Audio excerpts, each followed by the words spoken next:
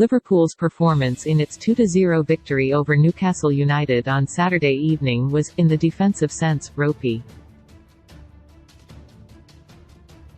Despite playing with 10 men for around 70 minutes, the hosts mustered more attempts on the goal, the Reds 14-13. And, even with a numerical disadvantage, Newcastle amassed 1.6 expected goals. But it might well have worked its way back into the game.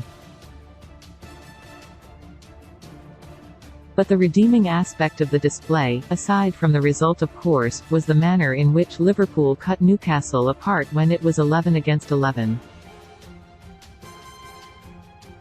First things first, we should emphasize just how watertight the Magpies have been at the back this season. They boast the best defensive record in the, conceding just 13 goals in 22 matches before Saturday.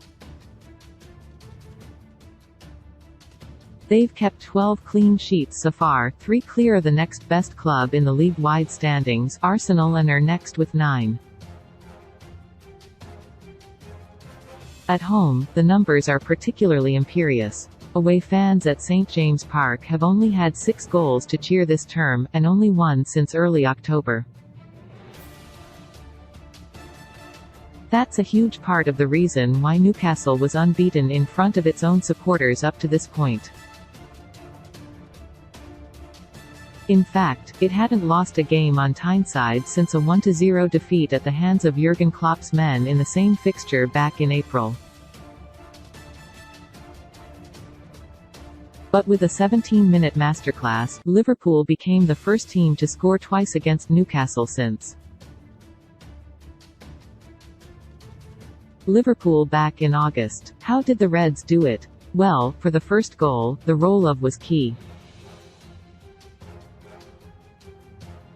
After receiving the ball from Joe Gomez, knocked it to the Brazilian first time. From there, the defensive midfielder made a diagonal movement and laid the ball off to, inviting Alexander-Arnold to occupy the space had vacated. Salah then found his right-sided partner, who took a touch and spotted Darwin Núñez in space between Kieran Trippier, distracted by Andy Robertson, who made himself available for switch of play, and Fabian Schär. Alexander-Arnold would clip a perfect ball into the path of the Uruguayan, who brought it down well before lashing it beyond Nick Pope.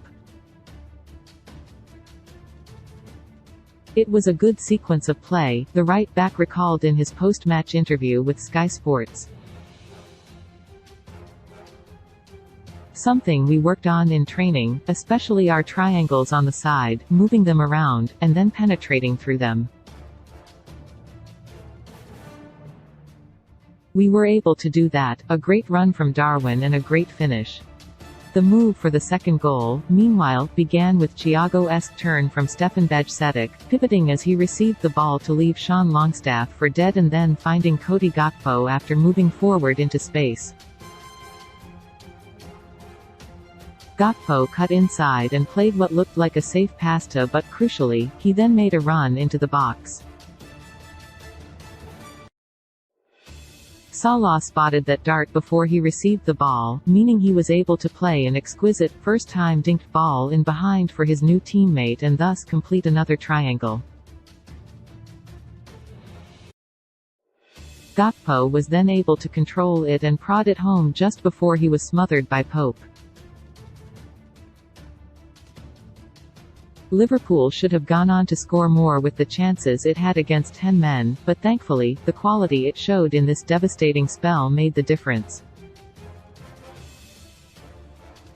It ripped the best defense in the country apart. They haven't conceded a lot of goals and that's something we talked about as well, Alexander-Arnold said. To break them down twice is not something teams do. We had 2 good sequences of play and it could have been more.